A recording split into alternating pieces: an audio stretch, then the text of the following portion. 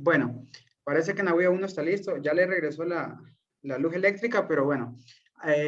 Estamos hablando... Solo dame, si querés, un minutito. Solo ahorita ya tengo aquí todo. Solamente me falta conectarme. Que ahorita ya me conecto desde la compu mía para que hoy sí le demos bien con el orden, el orden estipulado. Perfecto. Están Dale, siendo ahorita estoy grabados. entrando. Entonces. Peínense, que están siendo grabados. Oye, pelón, cómo se burla de vos, ¿verdad? Yo lo que te iba a decir. De mí eso. De vos, Carlos.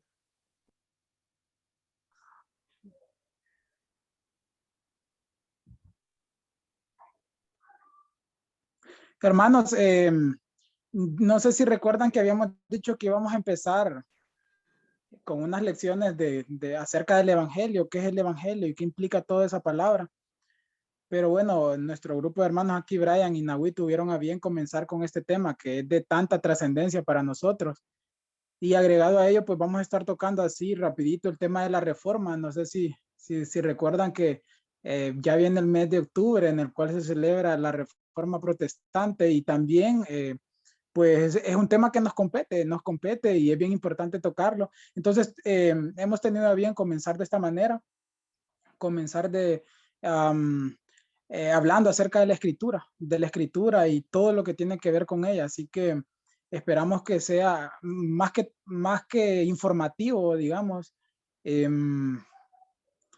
sea de bendición y de mucha ayuda y de mucha luz, como lo fue para las personas allá en la Edad Media. Así que lo disfruten y que puedan tomar nota incluso. Vemos tu pantalla, Nahui. Ok, perfecto. ¿Me escuchan bien? Y Nahui. Belleza. Ok, perfecto. Bueno, entonces vamos a arrancar. Entonces vamos a arrancar y uno de los temas que queremos en sí tocar y que tengamos bien claro en nuestra mente es acerca de la confiabilidad que nosotros podemos tener en la Biblia. Y queremos abordar ese tema sobre todo en la confiabilidad de la Biblia, sobre todo por su historia. Me gustaría de repente iniciar con una pequeña presentación, por ahí está. Entonces, la confiabilidad para nosotros los cristianos de la Biblia reside en ella misma, reside en ella misma. Por ejemplo, cuando leemos versículos como Juan 5:39, donde dice, escudriñad las escrituras, porque a vosotros os parece que en ella tenéis la vida eterna y ellas son las que dan testimonio de mí. Para nosotros esto es autoridad que desde ya nos permite saber que la escritura, que la Biblia es la palabra de Dios y que podemos confiar en ella.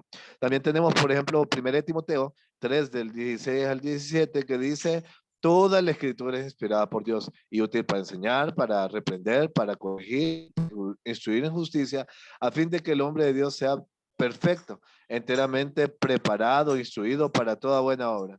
Ese versículo, por ejemplo, nos arroja de que la misma palabra de Dios es autoridad para nosotros y sobre todo los que tenemos el Espíritu Santo, que damos testimonio de ello también. Según de Pedro 1:19 dice, tenemos la palabra profética más segura, a la cual hacéis bien de estar atentos, como una antorcha que alumbre en un lugar oscuro, hasta que el día esclarezca y el lucero de la mañana salga en vuestros corazones. Entonces, todos estos versículos a nosotros nos permiten saber que la palabra de Dios, la Biblia, es una autoridad perfecta para nosotros, pero también cuando nosotros vemos la historia de cómo fue escrito este libro, la historia de cómo tenemos el compendio de estos libros en esta misma unidad, es algo bien fascinante y creo que es algo que todo cristiano debería de conocer y de saber. Quisiera que analicemos el inicio de la Biblia y obviamente quien dice inicio de la Biblia dice el principio, ¿no? El Pentateuco. Entonces, a mí sí me gustaría saber, por ejemplo, y aquí sí me va a tocar de repente ver a algunos que están en el grupo, por ejemplo, Eligia Cárdenas. ¿Quién escribió el Pentateuco?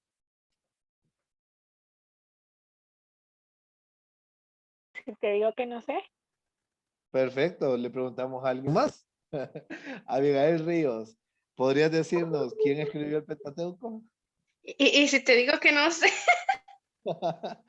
me, me doy cuenta que era justo y necesario este tema, entonces.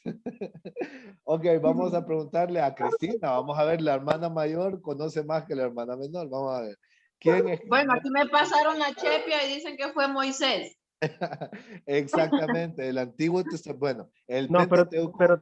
tenía que ser sincero y decir sí o no sabía.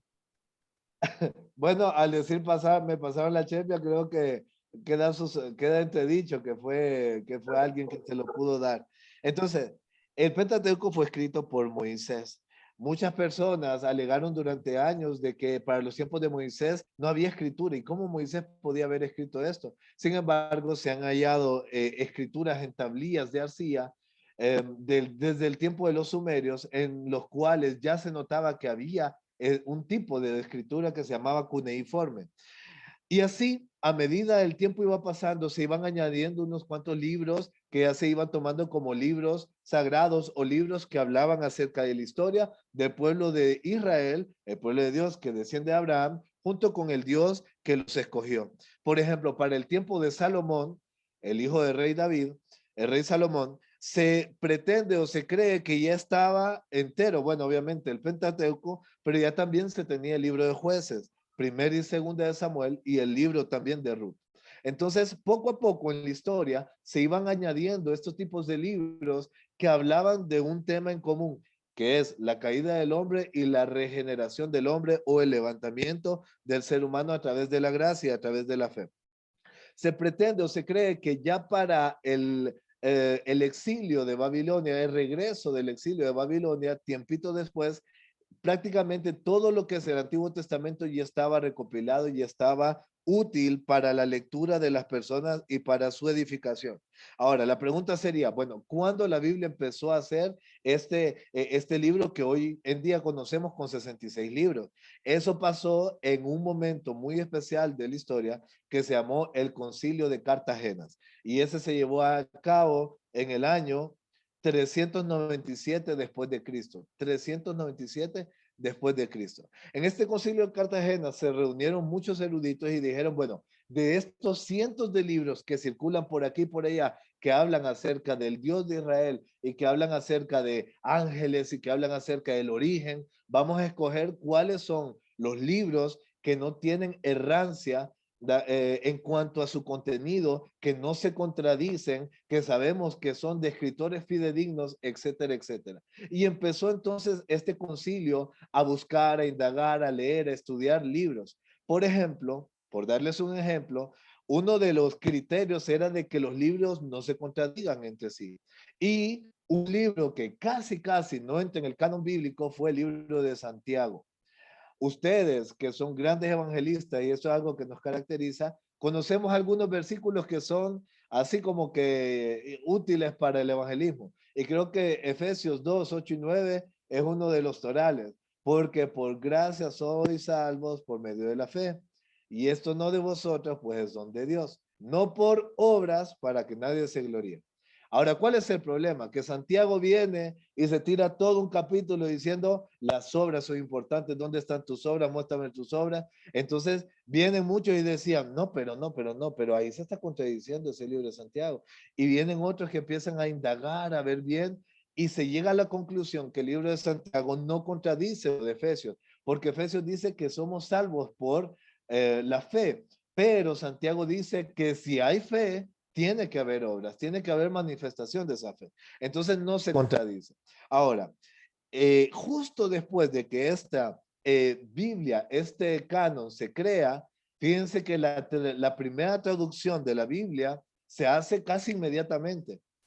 La primera traducción de la Biblia al latín se hace a finales de los años 300, es decir, básicamente inmediatamente que el concilio hace este canon bíblico.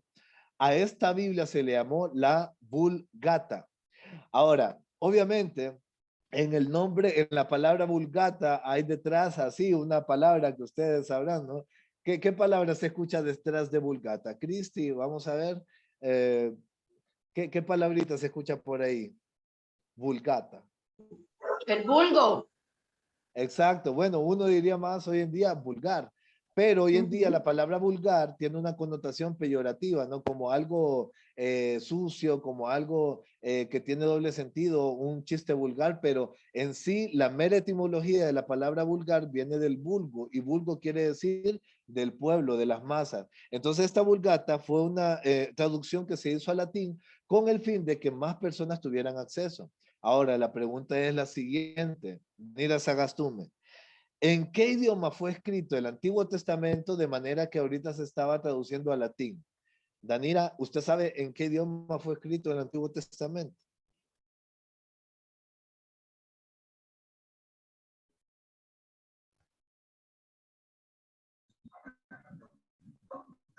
No, no estoy segura. Ok, ¿no está segura? María José Moncada, ¿usted sabe? Creo que en hebreo. Exactamente. Eso. El Antiguo Testamento fue escrito en hebreo, muy bien. Y el Nuevo Testamento, vamos a ver, escuché a Idania por ahí, el Nuevo Testamento, Idania, ¿en qué idioma fue escrito? No, ya me reprobé. Creo que en el latín, no me acuerdo. No, en latín es que se hace esta traducción de la Vulgata, de un idioma al latín, pero no fue en latín que fue escrito. En griego.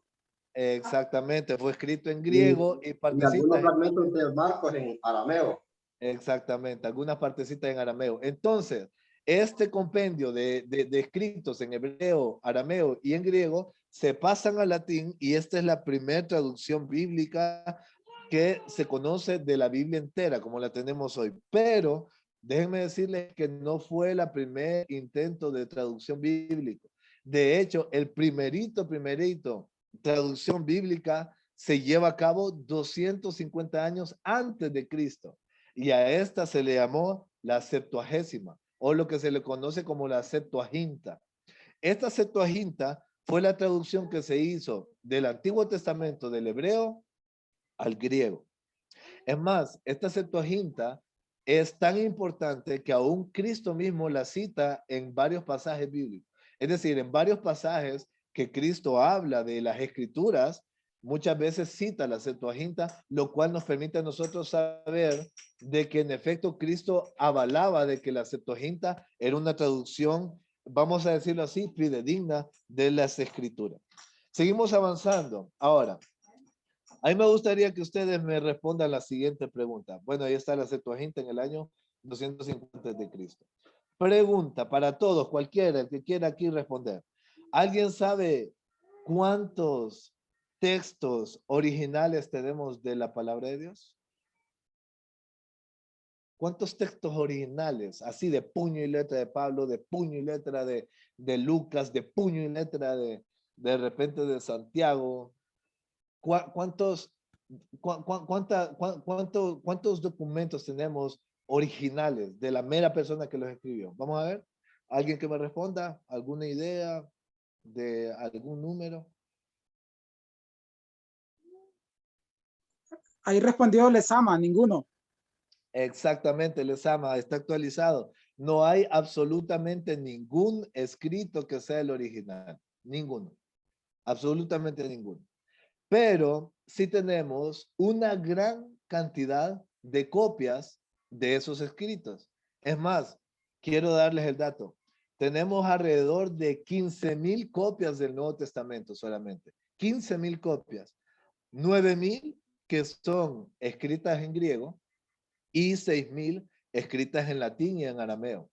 Ahora, la pregunta se hace, ¿se puede confiar en la Biblia ya aún sin tener los documentos originales?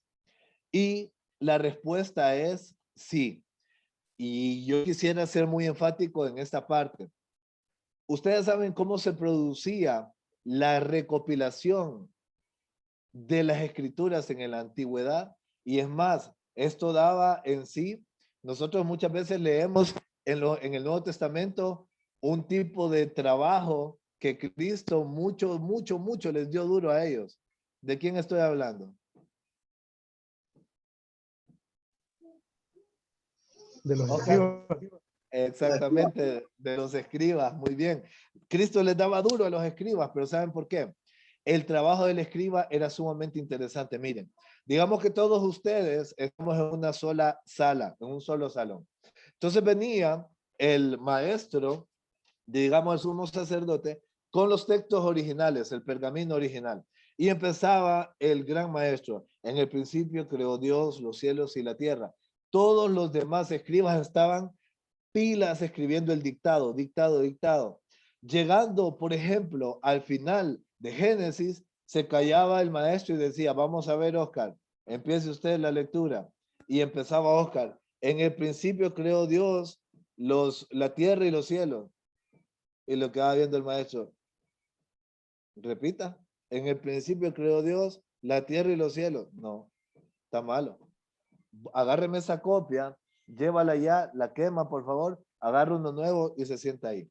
Vamos a ver, ¿quién es el siguiente? Y empezaban uno por uno, a leer todo el escrito que les acababa de dictar el maestro, y se tenía un tan solo error, entonces esa copia era desechada, borrada, destruida, y se tenía que empezar de cero. Entonces, los judíos en ese sentido son muy rigurosos, y yo creo que esta es una de las razones por las cuales, sin duda, Dios escogió este pueblo para en algún momento ser los que llevaran a cabo todo este trabajo de traducción, este trabajo de recopilación de las escrituras.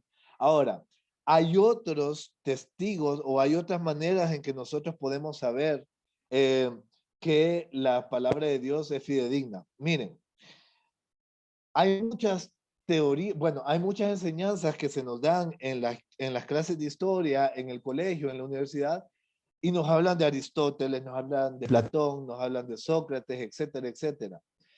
¿Sabían ustedes, escuchen bien este dato, que las copias que se tienen de los escritos de Aristóteles datan, las más tempranas, de 1400 años después de la muerte de Aristóteles? Es decir, que Aristóteles murió hoy y 1400 años después aparecen las copias de los escritos de él, las copias más tempranas. Pero nadie duda absolutamente que Aristóteles haya sido el autor de esas copias. La Ilíada de Homero, por ejemplo, las copias tempranas que se tienen es de 500 años después de la muerte de Homero. 500 años después. Ahora, déjenme decirles algo. El Nuevo Testamento completo, la copia más temprana que se tiene es de apenas 200 años después de los hechos ocurridos, es decir, 200 años después de Cristo. Y oigan bien, hay porciones bíblicas, aunque sean pequeñas y cortas, pero que pueden datar de nada más y nada menos que hasta 50 años después de Cristo. Es decir, una cuestión sumamente fresquecita. Cuando vemos en el tiempo, el devenir del tiempo, estamos hablando de algo sumamente cercano al momento en los cuales los hechos pasaron. Entonces estamos hablando de textos muy, muy confiables. Y hay algo que Dios nos permitió vivir en los años 1940, 1950. Y con esto yo termino para darle cabida a Brian, creo que viene después. Iba un beduino, los beduinos son aquellos que viven cerca de las Tierras Santas, iba un beduino en su camello, un día, tranquilito ahí, y mira pasar un animal ahí feroz. Entonces viene el beduino, agarra una piedra, no sé si tenía la misma habilidad de Rey David, bam, bam, bam, bam, y le tira la piedra. Pues no le pega al animal, entonces no tenía la misma habilidad de David, pero la piedra sigue su curso y cuando acuerda se escucha un clac. Entonces el beduino se baja del camello, se acerca y lo que mira es que la piedra cayó dentro de una cueva. Y dentro de esa cueva lo que habían eran unas vasijas de barro. Cuando el beduino mira la vasija de barro quebrada, mira unos rollos que estaban dentro de ella. Bueno, dijo el beduino, vamos a agarrar esto. Lo llevó a la ciudad y lo vendió allá por algunas monedas. Aquel hombre que compró esos escritos lo lleva donde donde un conocedor más, ¿no? Algún sacerdote, etcétera. Y aquellos hombres se lo compran por una buena cantidad de billetes. Y adivinen qué pasó. Estos rollos que se conocen como los rollos del Mar Muerto son nada más y nada menos que unos rollos que contienen partes, fragmentos de lo que es la Septuaginta.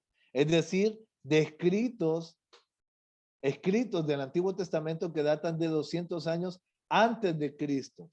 Ahora, lo que es increíble, increíble, es que cuando empezaron a comparar estos escritos de los reyes del Mar Muerto, que datan de 200 años o 150 años antes de Cristo, y los comparan con los escritos que hoy tenemos de las copias bíblicas del Antiguo Testamento, coinciden enormemente. Es más, todo el libro de Isaías estaba contenido en esos reyes del Mar Muerto, y cuando lo ponen a la par de las copias de Isaías que se tienen actualmente, son fidedignas, son similares en una manera extremadamente cercana. Entonces, todos esos argumentos de que la Biblia es un libro que data de tanto tiempo que a saber quién le añadió, a saber quién le quitó, no son reales. Podemos confiar en que la palabra de Dios es fidedigna y en que se ha mantenido. Dios la ha preservado generación tras generación.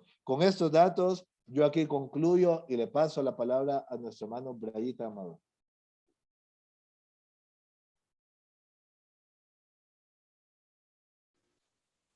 Sí, gracias, Nahui. Bueno, ahora va Jeffrey. Ok. ¿Cuánto tiempo? 8. No eran 10. Era. Bueno, Dios les bendiga, hermanos. Le comentaba a Brian que es casi una tarea imposible poder resumir todo lo que es la reforma en 10 minutos y ahora 8 horas. De hecho, ni sabía cómo comenzar, estaba ahí viendo cómo comenzar, pero quiero comenzar con un texto en Isaías. Isaías 48 dice: se seca la hierba, se marchita la flor, pero la palabra de nuestro Dios permanece para siempre. Y quiero también leer un paralelo que está en 1 de Pedro 1, 24 y 25, porque toda carne es como hierba, y toda la gloria del hombre como la flor de la hierba. La hierba se cae, perdón, la hierba se seca y la flor se cae, mas la palabra del Señor permanece para siempre. Y esta es la hora que por el Evangelio os ha sido anunciada. Hermanos, yo no sé cuántos de ustedes quizás se han tomado a la tarea de investigar acerca de qué es eso de la reforma y cómo surgió y quiénes fueron las personas que, digamos, comenzaron como precursores, llamarlos como precursores o reformadores. Pero de hecho este es un muy, muy importante. Hubo hay un historiador llamado Philip Chaps, que él describe la reforma como el acontecimiento más grande de la historia después de la introducción del cristianismo. Y hoy quisimos enfocarlo en un pilar de esos 5 pilares de la reforma, solo la escritura o sola escritura.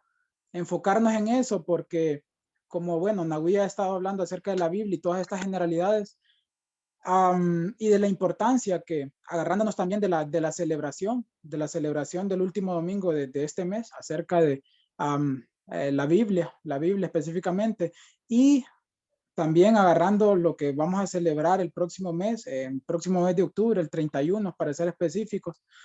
Un año más en que estamos hablando de la reforma y de todo lo importante que fue esto. Bueno, cuando hablamos de la reforma, se suele hablar mucho acerca de Martín Lutero.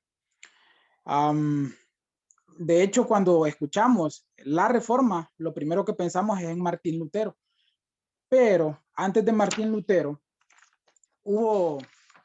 se les conoce como prerreformadores, personas que antes de Martín Lutero iniciaron a levantarse en contra de muchas doctrinas falsas, herejías, falsas enseñanzas que la Iglesia Católica en aquel entonces estaba enseñando. Entonces nos vamos a remontar aproximadamente hasta el año 1175. Solo lo voy a mencionar así a grandes rasgos, porque la reforma surge aproximadamente en el 1517, pero nos vamos a remontar hasta el 1175, donde surge un personaje bien interesante que se llamaba Pedro Baldo. Pedro Baldo era un comerciante que que quizás Nahui hizo referencia a la Vulgata Latina, ¿verdad? Que era la Biblia en el latín, en el lenguaje latín. Pero Pedro Baldo era muy pobre su latín, no podía leer, pero Pedro Baldo quería leer la Biblia. Y como era una persona, digamos, pudiente en aquel entonces, porque era un comerciante, Pedro Baldo contrató a dos académicos para traducir la Biblia en el 1175. Entonces el trabajo se llevó a cabo y se tradujo esa Biblia, se tradujo la Biblia de latín al idioma de la casa, al idioma francés. Y esta traducción se regó por todo Francia, incluso alrededores. Cuando Pedro Baldo muere en el 1205, ya esto había sido de mucho conocimiento en todo Francia y en todos sus alrededores. De hecho, aquí surge un grupo llamado los valdenses en honor a Pedro Baldo, ¿verdad? Y a sus enseñanzas, que mucho tiempo después se les conocía como los pobres de León. Y es que Pedro Baldo, después de tener mucho dinero, el primer texto que casualmente él empieza a leer, se cree que fue aquel relato del joven rico. Entonces Pedro Baldo decide vender todo lo que tenía, lo vendió todo y ayudó a los pobres, y se agarró a la providencia de Dios y empezó a predicar el evangelio tal y como lo estaba comprendiendo, como lo había comprendido ya con la traducción que ahora tenían a la mano. Luego viene una persona quizás un poco más conocida, John Wycliffe. John Wycliffe era inglés, Pedro Baldo era francés, y vemos cómo reforma en ciertas zonas de toda Europa.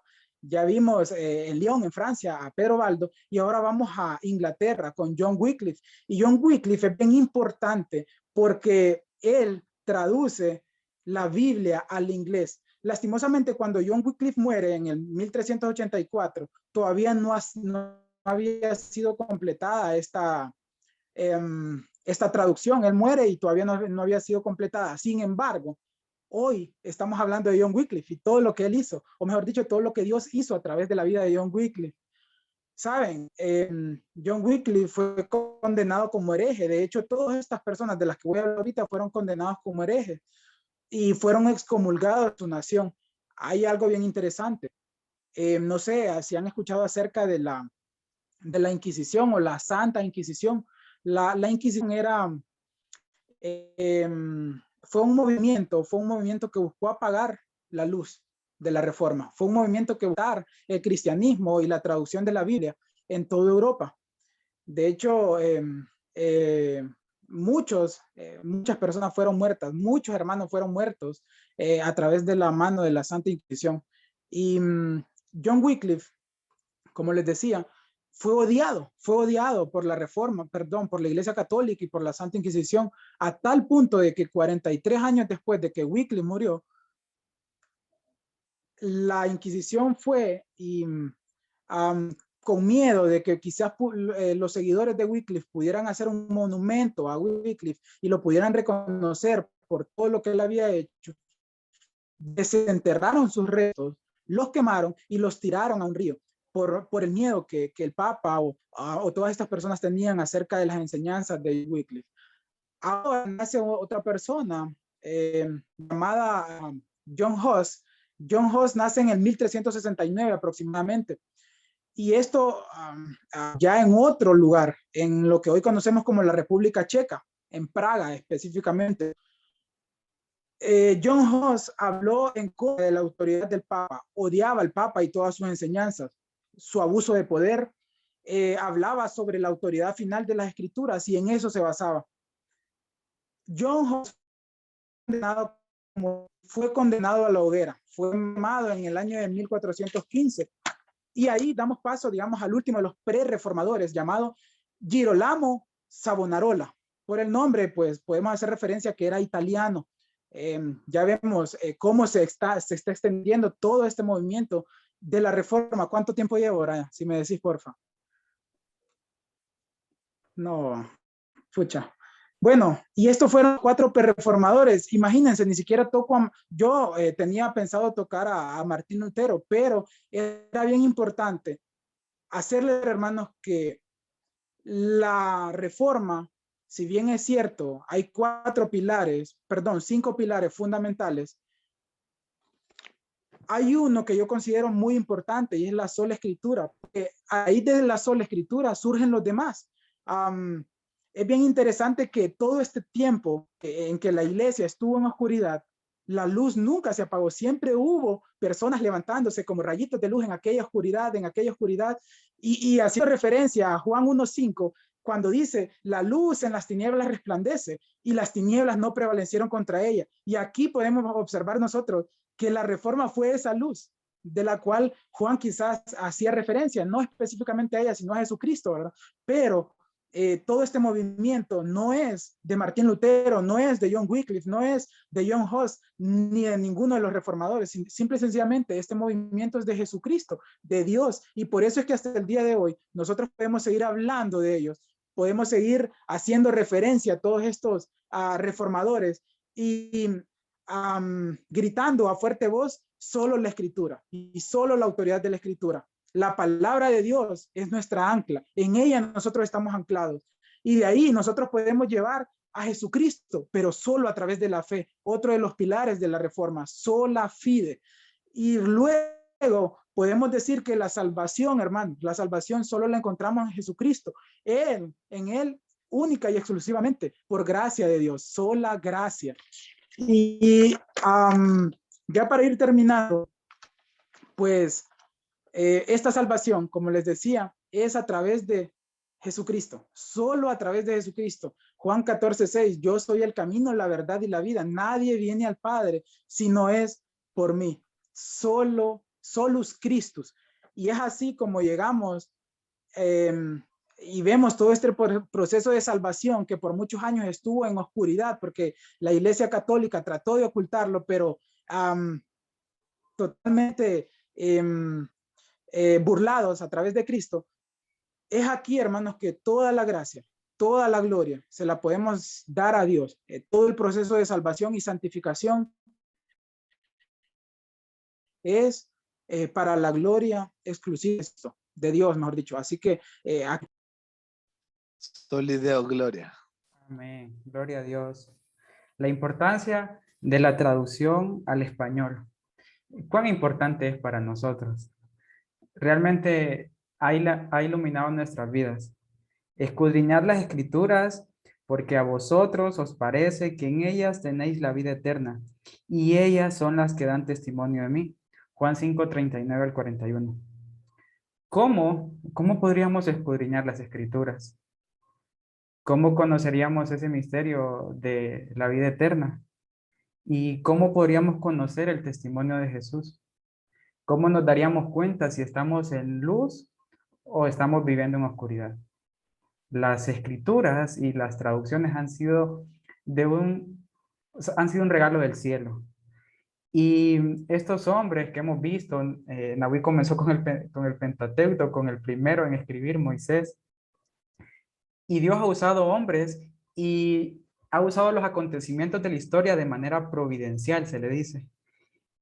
De manera que Dios ha sido como ese hombre que está detrás del salón donde se hacen los eventos y está manipulando todo. Él es el que está atrás del teatro y está manipulando todo. Él es el que está conduciendo la historia. Y hubo un hombre que fue un traductor de la Biblia también en esos años de la Reforma, cuando iniciaba en 1525, él se llamaba William Tyndale. Él tradujo la Biblia al idioma inglés. Y esa Biblia luego se fue a conocer. Yo sé, las mises aquí, los mises que conocen el inglés, han escuchado la versión de King James. Pues William Tyndale fue el originario de esa versión, pero quiero destacar unas palabras que él habló acerca de esa labor que Nahui hablaba de traducir. Dice, nunca he alterado ni una sílaba de la palabra de Dios contra mi conciencia, ni lo haría hoy, aunque se me entregara todo lo que está en la tierra, sea honra, placeres o riquezas. Vemos la dedicación, la entrega y el compromiso que estos hombres tenían con el Señor. Era para ellos una labor muy sublime. El término técnico que se le da a la palabra traducción es versiones. Y esa palabra viene del verbo verter. que significa traducir de un idioma a otro, citando a Limber Cabrera en su libro Cómo se originó la Biblia. Antes de la Biblia en español, habían otros tipos de Biblias. En otros idiomas, por ejemplo, ya existían las Biblias en arameo, Biblias griegas, Biblias siriacas, no sé qué idioma es ese, tampoco sé qué idioma es el etíope, ni gótico, ni arábica, pero existían esas Biblias. ¿Pero qué de nosotros? Estábamos en oscuridad.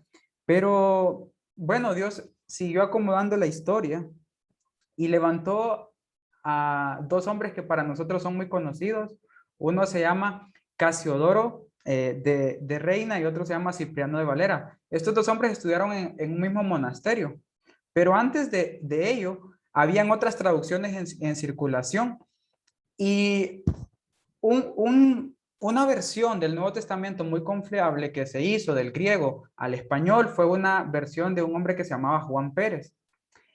Ese hombre solamente, bueno, dedicó su vida a traducir la palabra de Dios, pero ese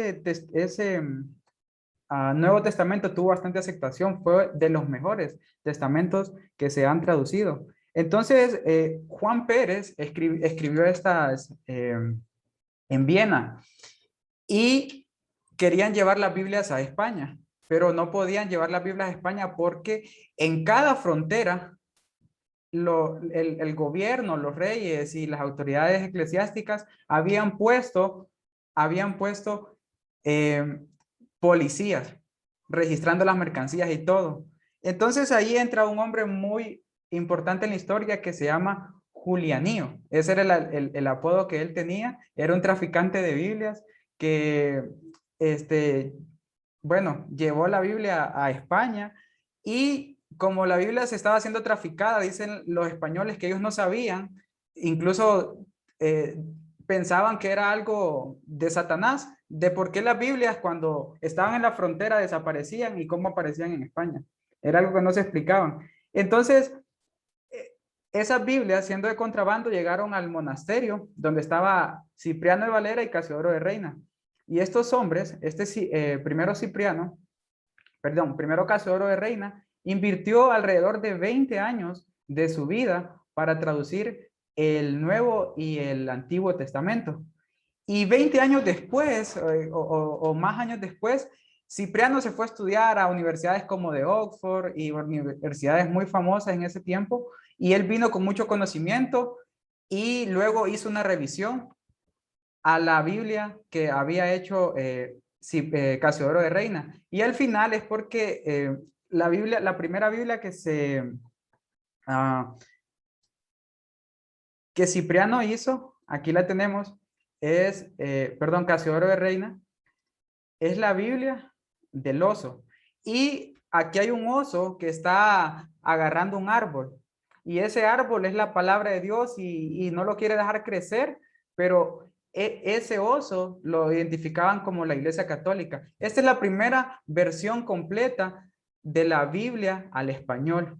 Y luego la versión que hizo Casiodoro de Reina se llamó Biblia del Cántaro. Y esta Biblia hablaba, bueno, tenía en su portada a dos hombres regando una palmera.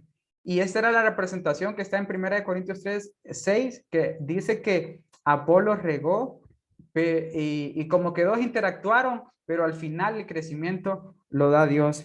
Entonces, luego de mucho tiempo, nosotros tenemos el día de hoy nuestra Biblia Reina Valera 1960, que es la que más utilizamos, pero existen otras versiones que también deberíamos de prestar mucha atención porque son muy valiosas. Y todos estos datos que les hemos dado no es para más, sino que animarles a que valoremos la palabra del Señor, a que le demos ese valor que aparece en todo el Salmo 119, que dice, tus testimonios me han ayudado, y son unas verdades tan profundas, pero necesitamos meditar en ellas, escudriñar las escrituras, porque a vosotros os parece que en ellas está la vida eterna, y ellas son las que dan testimonio de mí. Así que Dios les bendiga. Excelente, excelente, pues no se vayan, porque Ahorita vamos al examen. Una de las partes interesantes de ser maestro es que me pongo a experimentar muchas veces con los jóvenes de la iglesia. Y hoy quiero experimentar con ustedes un sitio web que aprendí hace poco a utilizarlo, se llama Quizzes.